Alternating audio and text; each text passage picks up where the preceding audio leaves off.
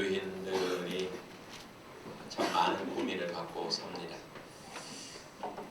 어떤 고민을 가지고 신앙생활을 할까요? 나는 분명히 구원을 받았어요. 그런데 왜 이렇게 거친 시련이 나에게 찾아오는가? 분명히 구원의 체험을 하고 구원의 확신을 하고 그리고 구원받은 자로서 많은 헌신을 함에도 불구하고 왜 이렇게 나에게 거친 시련이 오는가? 이거에 대한 고민이 있습니다. 과연 나의 일상 속에 오는 고난들이 의미가 있는가? 성경적인 의미가 있는가? 하나님의 뜻이 맞는가라는 고민이 있습니다. 그런데 대부분은요, 고난에 대한 부정적인 선입감을 가지고 있다는 거예요. 그러다 보니까 교회에 나오더라도 고난에서 벗어나기 위해서 나옵니다.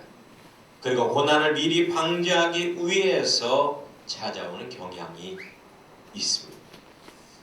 단순하게 축복받는 방법을 전하는 세미나에 사람들은 인산인해를 이루고요.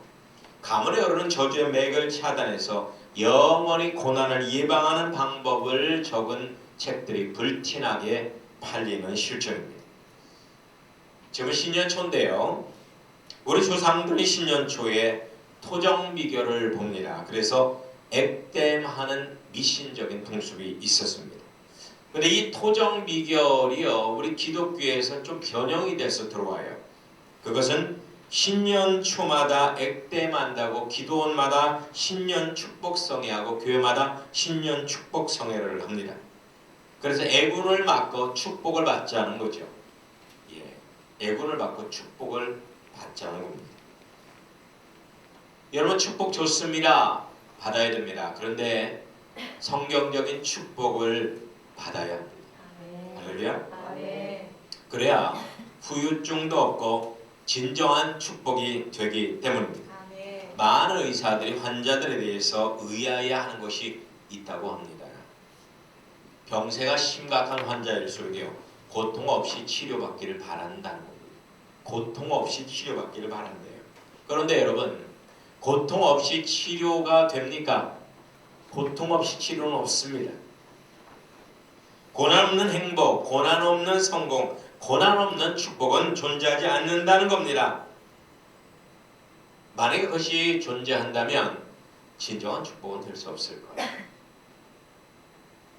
지복천상의 축복을 강조하는 번영신학자들이 갈등을 겪고 있는 두 권의 성경이 있습니다. 하나는 구약의 욥기서고요. 하나는 신약의 요한계시록입니다. 자, 욥기서에는요, 의인이라고 하는 욥이 심각한 고난을 겪는 내용이 나옵니다. 정말 읽기도 끔찍한 고난을 겪고 있습니다. 요한계시록에는요, 읽지 못한 그리스인들이 다 대환란에 들어가서 고난을 겪는다고 나옵니다. 이거진 사람은 휴거되겠지만 읽지 못한 사람은 다 대환란에 들어간다. 이렇게 증거하고 있습니다. 이해가 되지 않지만 성경책이 있기 때문에 궁여지택을 이렇게 해석을 하죠. 욥의 고난은 더 큰 복을 받기 위한 고난이다. 더 큰 축복을 위한 고난이다. 라고 하고요. 계시록에서 대환란에 들어가는 사람들은 육적인 이스라엘 백성뿐이다. 이렇게 증거를 합니다. 육적인 이스라엘 백성뿐이다. 그러면 우리 교회에 나오는 교인들은 어떻게 되느냐? 다 휴거된다. 교회 등록만 하면 다 휴거돼요. 대환란에 들어갈 필요가 없다. 이렇게 증거합니다. 그러니까 구원받은 그리스도인들에게 고난이 필요하다는 거예요? 필요 없다는 거예요? 대환란의 고난은 필요 없다는 것입니다. 그들은 수만 명이 모이는 대형 교회와 물질적으로 성공한 교인들을 증거로 제시하죠. 그래서 현대의 한국 교회에 보면은요, 고난 무용론이 신학화되고 있습니다. 마치 그것이 성경적 진리인 것처럼 증거되고 있는 것, 대단히 안타까운 겁니다. 그래서 고난을 겪고 있는 작고 궁핍한 교회는 실패한 교회다. 고난을 겪고 있는 어려움에 처한 성도들은 뭔가 하나님께 큰 죄를 짓고 있기 때문에 저렇게 하는 거다. 봐라, 이렇게 돈 많이 벌고 부자인 사람들 얼마나 하나님께 잘 드리고 충성을 잘했으면 이런 복을 받게 되냐. 그렇게 살아라. 이렇게 증거를 하죠. 십자가의 신학 광야의 진리가 사라졌습니다. 우리는 본문을 통해서 성경적인 축복의 의미를 생각해 보기를 바랍니다. 우리 1절 2절을 보십니다. 1절 2절 1절 2절을 보면 예수님께서 광야로 가십니다. 여러분, 광야는요 고난의 땅입니다. 척박한 땅이죠. 건조한 땅입니다. 아주 위험한 땅입니다. 그런데 놀라운 사실은 이 고난의 환경을 조성하신 분이 누구냐? 고난의 환경을 조성하신 분이 바로 성령님이라는 겁니다. 즉 삼위일체 하나님이라는 거예요. 우리는 이것을 통해서 모든 그리스도인들이 일상 속에서 겪는 고난들은 필연적인 하나님의 섭리라는 겁니다. 절대적인 하나님의 뜻이라는 겁니다. 도대체 왜 성령님은 우리 일상이 고난을 조성할까요? 본문에서 마귀에게 시험받게 하려고 라고 증거합니다. 마귀에게 시험받게 하려고. 이 말은 뭐예요? 마귀를 통해서 우리를 연단하기 위함이라는 겁니다. 연단받게 하기 위해서 고난에 거친 불을 우리에게 주신다는 것입니다. 얼마 전 일본에서 어떤 항생제에도 견디는 슈퍼박테리아가 출현했습니다. 이걸로 인해서 많은 사람들이 죽었습니다. 박테리아는 최악의 환경에서 살아남아야 하기 때문에 어떤 박테리아도 죽일 수 있는 항생 물질을 가지고 있다는 겁니다. 그런데 이것에 대한 치료책으로 거론된 게 뭔지 아세요? 박테리아를 퇴치할 수 있는 치료책으로 내놓은 것이 바로 바퀴벌레입니다. 바퀴벌레. 여러분들이 그렇게 끔찍하게 생각하는 바퀴벌레. 그런데 이 바퀴벌레는요, 어떤 상황에서도 살아남아요. 여러분, 인류와 가장 가까운 곤충이 뭔지 알아요? 바퀴벌레입니다. 인류가 태어나면서 함께했고 인류가 죽고 나서도 존재하게 될 유일한 곤충이 바퀴벌레라고 합니다. 바퀴벌레는요 전혀 먹지 않고도요 6개월 동안을 전혀 먹지 않고도 견딜 수 있대요. 그래서 여러분들이 이사가고 나서 먹을 게 아무것도 없어요. 주방에 아무것도 없어도요 1년 있다 오면 바퀴벌레가 그대로 있죠. 바퀴벌레는 죽지 않습니다. 물 한 방울 먹지 않고도 쌀 한 통 먹지 않고도 6개월 이상을 생존할 수 있는 게 바퀴벌레입니다. 바퀴벌레는 어떠한 이 박테리아도 이길 수 있는 항생 물질이 바퀴벌레 속에 있다는 겁니다. 그래서 바퀴벌레 속에 있는 항생 물질을 추출해서 우리가 적용하게 되면은 슈퍼박테리아를 능히 물리칠 수 있다는 거예요. 그러니까 바퀴벌레를 만나면 반갑습니다 하고 인사하시고 너는 나의 친구 이렇게 하시기 바랍니다. 자, 그리고요 여러분, 당뇨성 괴사 위험하죠. 저희 장모님도 당뇨성 괴사로 발가락을 절단을 했습니다만 정말로요 이 당뇨병으로 인한 괴사는요 어떻게 특별한 치료약이 없습니다. 그냥 잘라내는 도리밖에 없습니다. 그런데 최근에 당뇨병 괴사를 치료할 수 있는 특효약이 개발됐습니다. 그것이 뭔지 아십니까? 바로 똥구더기입니다. 똥구더기. 이 구더기는요 썩은 조직만을 먹고 그리고 그 중에 소화효소를 분비해서 새살을 돋게 하고 항균 작용을 한다고 합니다. 그래서 이 당뇨병 괴사가 현상이 오면 거기다 이 구더기를 갖다가 얹어 놓으면은요 그 구더기가 알아서 다 치료합니다. 이렇듯이 모든 것이 합력해서 선을 이룬다는 겁니다. 무엇 하나 무의미한 것이 우리 일상에는 없다는 겁니다. 마귀는 광야의 고난 중에 우리를 범죄하게 해서 넘어지려고 합니다만 하나님께서는 이것까지로 재활용하셔서 하나님의 선하신 구속의 뜻을 완성하신다는 겁니다. 주님께서는 광야에서 40일을 금식하셔서 몹시나 배가 고프셨고 기력이 떨어졌습니다. 광야는 한마디로 영육간에 궁핍하게 만드는 거예요. 그것도 장기간 궁핍하게 만드는 것이 광야입니다. 오랫동안 궁핍이 지속이 되면 영력이 약해지죠. 만사가 귀찮아집니다. 가장 초보적인 욕망만을 채우려고 합니다. 그래서 금강산도 식후경, 철학도 문학도 종교도 식후경입니다. 적당히 채워져야 인간도 되고 철인도 되고 문학가도 되고 종교인도 되는 겁니다. 목사도 되는 거예요. 저도 오늘 강단에 올라올 때 힘들었는데 우리 권사님이 맛있는 주일 학생들 가서 먹었던 그 맥도날드죠. 맥도날드 맛있는 햄버거랑 뭐 이렇게 그 끼다라고 주시더라고. 먹으니까 힘이 나더라고. 먹어야 됩니다. 목사도 먹어야 설교를 하는 거예요. 그렇죠? 만약에 우리가 기본적인 욕망이 충족이 안 되면 밀림 속의 동물과 다를 바가 하나도 없습니다. 우리 3, 4절을 한번 보시기 바랍니다. 이렇게 예수님께서 광야에서 오랫동안 궁핍하게 사실 때 시험하는 자 사단이 등장합니다. 여러분, 사단은 결코 우리가 강성할 때 공격하지 않습니다. 우리가 가장 나약할 때 우리를 공격하는 것입니다. 그렇기 때문에 우리는 가장 나약할 때에 근신해야 돼요. 깨어 있어야만 하는 것입니다. 여러분, 물질적으로 가장 힘들 때, 부부간에 가장 갈등을 겪을 때, 자녀들이 속 썩을 때, 가장 어떤 학업 성적이 안 나와서 갈등을 겪을 때, 직장에서 상사 때문에 직장을 계속 다니냐 마느냐 갈등할 때, 이런 때 마귀는 우리에게 아주 자상하고 부드러운 광명한 천사의 옷을 입고 우리에게 찾아오는 것입니다. 본문에서 마귀는 예수님에게 뭐라고 해요? 돌로 떡을 만들어라 합니다. 돌로 떡을 만들어라. 이 말은 하나님을 위해서 써야 할 능력을 자신의 정욕을 위해서 쓰라는 말. 자신의 정욕을 위해서. 마귀의 목적은 배고프신 예수님께 떡을 주고자 함이 아닙니다. 예수님을 진정으로 사랑해서 하는 소리가 아니에요. 예수님을 타락하게 하려고 하는 거예요. 타락해 하려고.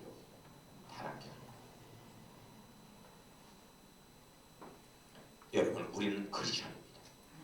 우리는 크리스천입니다. 아무리 힘들어도 하나님을 배역해서는 안 됩니다. 배반해서는 안 됩니다. 세상에서 어쩔 수 없는 상황에서 범죄했을 때 정상 참작해주는 상황이 통합니다. 하지만 하나님 앞에서는 결단코 통하지 않습니다. 하나님은 하나님의 법대로만 심판하십니다. 그래서 우리는 하나님의 법을 알아야 되고 그 법에 순종해야 되는 겁니다. 설날 고향에 가다가 장시간 운전해서 피곤하고 지친 장로에서 옆자리에 앉아있는 부인들은 주로 어떻게 해요?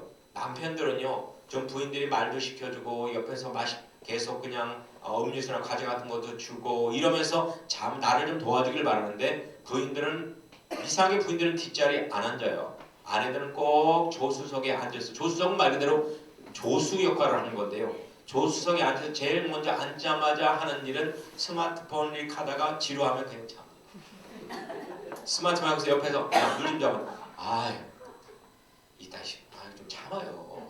고기 있잖아, 고기. 그래 과자 좀 줘. 아유 귀찮아. 여기 다 뜯어놓을 테니까 알아서 먹으세요. 그래서 아내가 너무 순간 남편들을 밉습니다. 그리고 대부분 명절 전날은 남편들은 회사에서 늦게까지 일을 하고 집에 와요. 그러면 잠도 거의 못 자고 뭐 멀리 가는 일, 예를 들어 김천까지 가려면 최소한 명절 때 가면 이거 7, 8시간 가야 되잖아요. 그죠? 대단히 멀어요. 그리고 우리 김미옥 집사님이 해남 가려면 10시간, 명절 10시간 넘게 가야 돼요. 그죠? 그죠? 네. 와, 10시간은 미국 가는 시간이에요. 여러분. 미국이 딱 이스라엘이 11시간 걸리고 미국이 13시간 걸려요. 미국 가는 건 이스라엘 가는 거리예요. 근데 순간 그 남편은 아내가 믿습니다. 그래서 순간 이렇게 야이 앞했나야 그렇게 잠만 자니 그러니 그 돼지처럼 살만 찌지 이렇게 버럭 말을 합니다. 근데 상처받은 아내가 이렇게 말하죠. 어떻게 집사인 당신이 나에게 이럴 수 있어 하고 울먹입니다. 그러면 남편은 또 한풀 꺾여서 이렇게 말하죠. 여보, 날 이해해줘. 내가 너무 피곤하고 지쳐있나봐. 신경이 내가 지금 차도 너무 막히고 그러니까 신경이 너무 예민해져서 그래 라고 말합니다. 여러분 이해가 가죠? 그럴 수 있죠. 하지만 이것도 범죄예요. 남편은요 진짜 신경이 예민해져서 이 상황이 어쩔 수 없어 그랬을까요? 아닙니다. 평소에 남편 마음 안에는 교만과 혈기가 있었습니다. 부인을 향한 그런 어떤 무시하는 마음, 그리고 답답한 마음이 있었습니다. 상황이 되니까 그것이 폭발해서 나온 것 뿐이에요.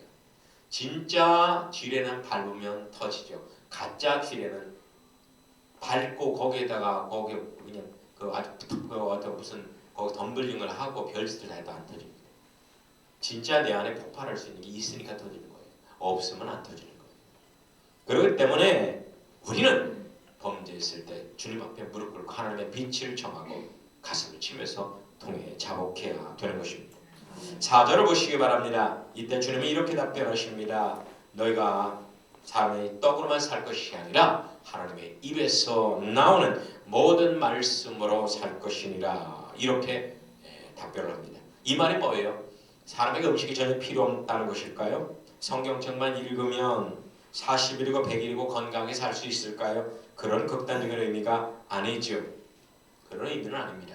내가 조급하게 하나님의 법을 어겨가면서 인본적으로 빵을 만들지 않아도 반드시 하나님께서는 하나님의 방법으로 하나님의 때에 나에게 필요한 것을 공급해 주신다는 거죠.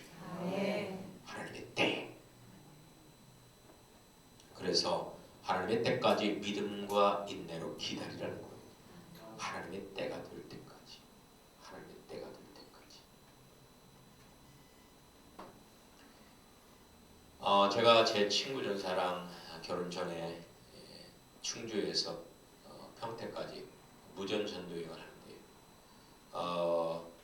제가 처음에 그 돈을 다 버리고 떠나요. 그래서 고무신 신고 돈을 다 버리고 떠났어요.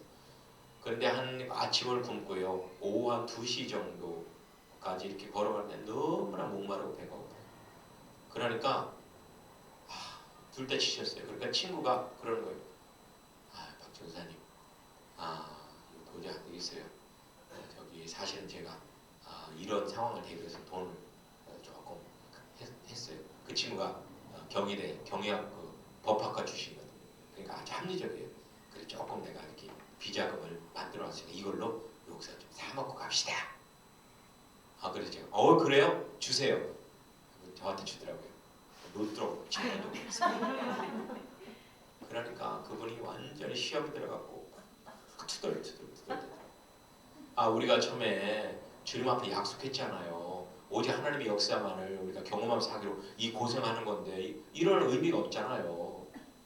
그렇게 해서 한 30분 정도 가는데 갑자기 차가 앞에서 쭉 지나가더라고요. 쉥 지나가더니 한 100m쯤 가서 딱 쓰더니 밖으로 백으로 슉 오더니 창문이 문전성 문이 쭉 열려요. 쭉 열리더니 그러는 거예요. 저기 혹시 저희들이 이거 먹다가 이거 남은 게 있는데 이거 좀 처리하게 좀 그래서 그런데 배고프시면 이거 김밥 좀 드릴까요? 그러는 거예요. 지금 뭐 우리가 신김밥 뭐 그런 거 따질 필요가 있어요. 네 하고 했더니 김밥을 2개를 주더라고요. 그러고 나서 여기 물도 있어요. 물도 받으세요. 물이랑 김밥 2개를 줘요. 하나님이 그렇게 예비하셔요. 하나님이 그렇게 예비하셨어요. 할렐루야. 네. 여러분 하나님의 역사를 경험할수록 우리는 더욱더 하나님을 사랑하게 되고요. 어떤 상황이 있어도 간에 세상과 타협하지 않게 됩니다. 그런데 하나님에 대한 경험이 너무나 적어요. 뭐 때문에? 돈 때문에. 돈이 많아요. 우리는. 소유가 너무 많아요. 그리고 의지할 사람이 많아요. 그러다 보니까 하나님을 의지하지 않게 돼요. 하나님으로부터 받는 경험이 적어요. 그러니까 자꾸 사람을 의지하는 거예요. 돈을 의지하는 거예요. 바울의 절친한 동역자였던 데마는 바울이 로마에서 1차 투옥될 때까지 잘 견뎠지만 2차 투옥되자 믿음과 의리를 버리고 세상을 떠나버렸습니다.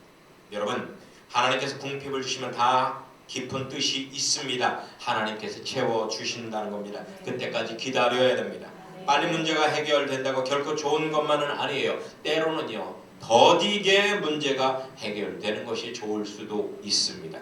더디게 문제가 해결되는 것이 좋을 수도 있어요. 저희 어머니가 돌아가시고 그 다음날 중학교를 갔습니다. 중학교를 갔는데 평소에는 자전 타고 갔는데 그때는 그냥 제가 버스를 타고 갔어요. 중학교를 갔는데 그리고 중학교 학교 끝나고 나서 버스를 타려고 하는데 버스가 휙 지나가 버린 거예요.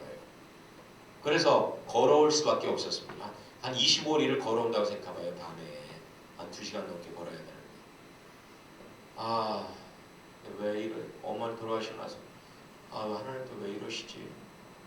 그래 토박토박 2시간 넘게 해서 거기 산을 몇 개를 공동묘지 넘어서 집에 왔습니다. 저는 거기서 하나님의 놀라우신 섭리를 깨달았어요. 집에 오니까 동네 사람들이 무서웠어요. 왜 그러나 봤더니 제가 타려왔던 버스가 오다가 벼랑으로 굴른 거예요. 벼랑으로 굴러서 그 안에 탄 사람들이 죽은 사람은 없습니다. 거기다 다리 부러지고 팔 부러지고 다 다쳤어요. 하나님께서 보내셨더라고요. 제가 그 버스를 탔으면 저도 그렇게 됐습니다. 때로는 우리가 원하는 것이 안 되는 것이 복일 때도 있어요. 할렐루야. 아멘. 하나님께서 개입해서 여러분의 인생을 어지럽게 했으면 당황하지 마십시오. 하나님이 어지럽게 했을 때는 하나님의 뜻이기 때문에 하나님이 정리할 때까지 기다리세요. 정리할 때까지 기다리세요. 할렐루야. 아멘. 여러분, 제가 집에서 가끔 글을 쓸 때 제가 정말 난감할 때가 있어요. 글을 쓰느라고 여러 가지 자료들을 다 하고 어떤 이렇게 너저분하게 만들어놔요. 근데 그때 이렇게 필요한 걸 보려고 하는 거거든요. 그러면은 누군가가 누군지 모르겠지만 누군가가 와서 그것을 쫙 정리를 해요. 옆에다 자꾸 정리를 해요. 그러면은 난감한 거예요. 내가 어지러웠을 때 분명히 뜻이 있어 어지러운 건데 내가 어지러운 뜻을 다 이루면 내가 다 정리할 건데 이걸 갖다가 깔끔하게 정리하고 나서 나 정리 잘했으니까 칭찬해 주세요 하고 활짝 웃으며 오면 난감한 거예요. 여러분, 이것도 우리 삶도 마찬가지예요. 하나님께서 뜻이 있어서 어지럽히는 거예요. 그러면 하나님의 때가 될 때까지 기다려야 돼요. 그것이 신앙생활이고 그것이 생활 영성인 것입니다. 5절 7절을 보시기 바랍니다. 마귀는 예수님을 성전 꼭대기에 세우고 너는 하나님의 아들이니 수많은 사람들이 지켜보는 가운데 광장으로 뛰어내리라 라고 권면하죠. 그래야 천사들의 도움으로 기사회생에서 천하의 영웅이 한순간에 될 수 있기 때문입니다. 그러면 사람들은 예수님을 왕으로 삼을 것이고 예수님은 어려웠던 나사렛의 무명의 삶을 청산하고 왕궁에서 유명한 삶, 호의호식하는 삶을 살 수 있을 거 아니겠습니까? 할렐루야. 그런데 마귀는 정녕 예수님이 잘 되기를 바라는 것일까요? 당연히 아닙니다. 예수님의 사명은 온 인류 역사를 위한 속죄의 제물입니다. 온 인류를 위해서 고난당하시고 죽어야 되는 사명을 갖고 계신 분이에요. 이 마귀는 예수님이 가진 속죄 제물의 사명을 망각하게 만들려고 하는 겁니다. 여러분, 세상에서 영웅이 되면 교만이 자리 잡게 되고 은근슬쩍 우리의 사명을 망각하게 되는 것입니다. 망각하게 되는 거예요. 하나님의 뜻보다 세상의 소리에 민감해져서 세상을 기쁘게 하며 살려고 하는 것입니다. 제가 참 존경하는 한 장로님이 있었어요. 그런데 그 장로님 공무원 선배라고 하면서도 주일학교에서 정말 열심히 주일학교 부장을 하며 교회에서 충성하는 분이었습니다. 성실한 거 충성스러운 그 자체였습니다.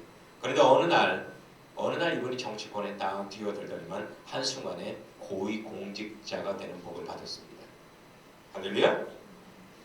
그런데 말이에요, 고위공직자가 딱 되고 나더니 그때부터 매일 나와서 교회 와서 기도하고 청소하고 주일학교 맡아 봉사하던 삶이 딱 끊어져 버린 거예요.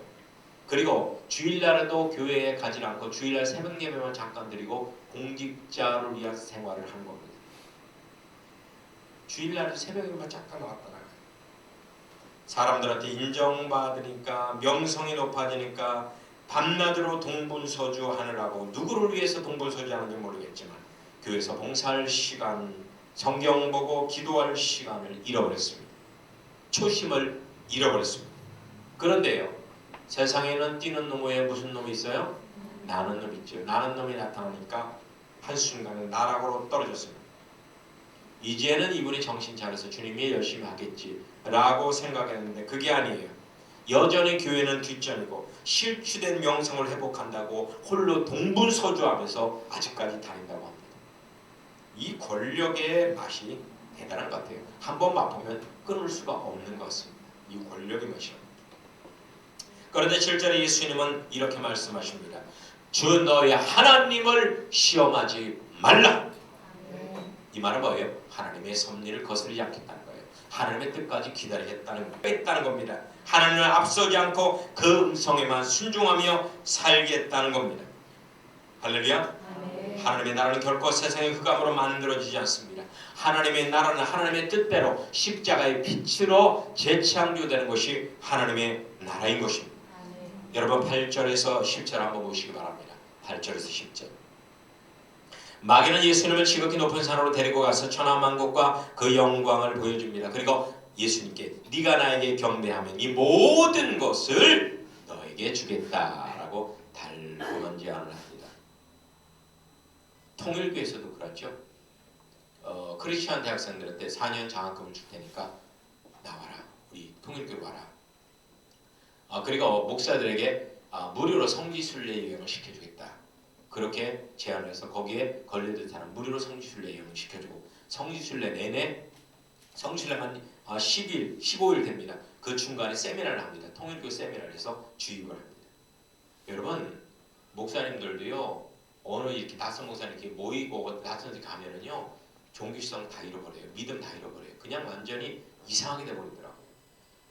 마치 사람들에게 아무리 대학 교수한테도 검사 판사한테도 예비군복 입혀나 봐요. 아무 데서나 오줌 넣어요. 아무 데서나 오줌. 예비군복 입혀나. 아무리 아줌마만 저러고 이상해요. 그 예비군 훈련장에서 막 서로 엉겨부터 막 대박 싸우더래요.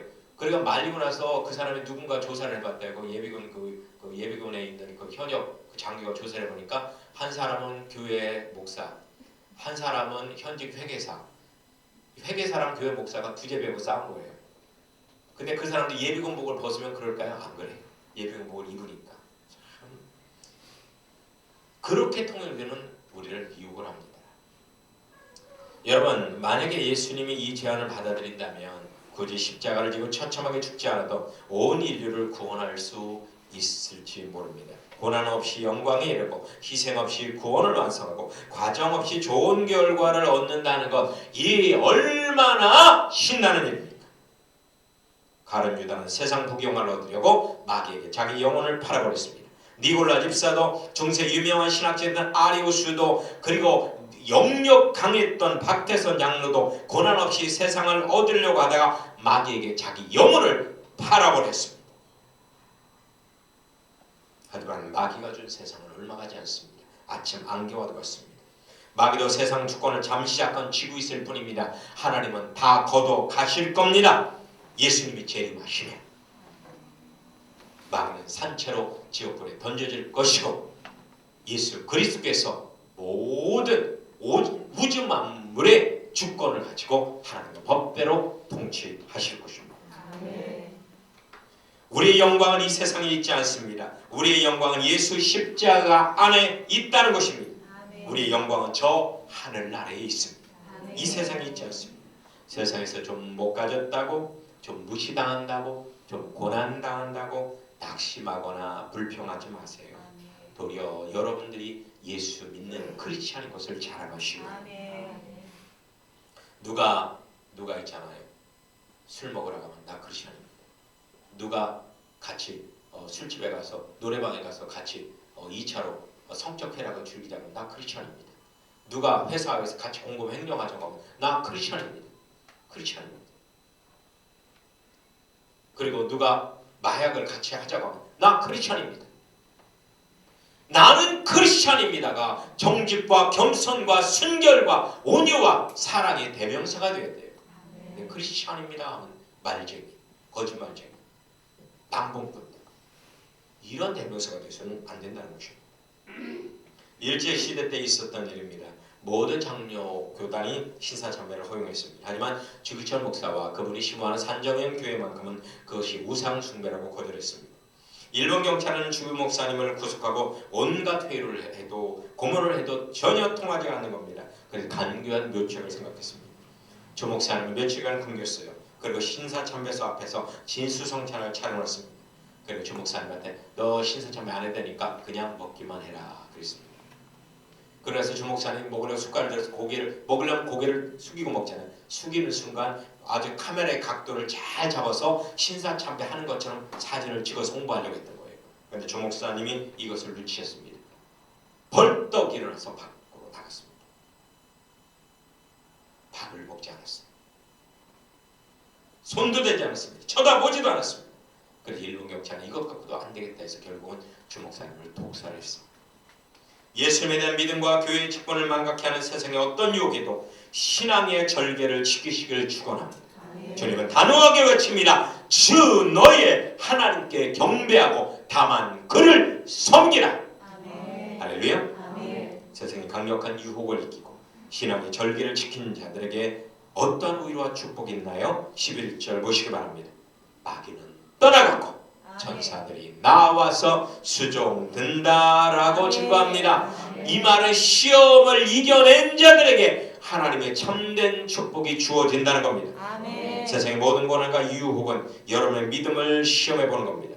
예수 믿음과 생활 영성의 진리로 잘 승리하실 때 놀라운 축복이 여러분의 영과 육신에 임하게 될 줄 믿습니다. 아멘. 할렐루야. 아멘.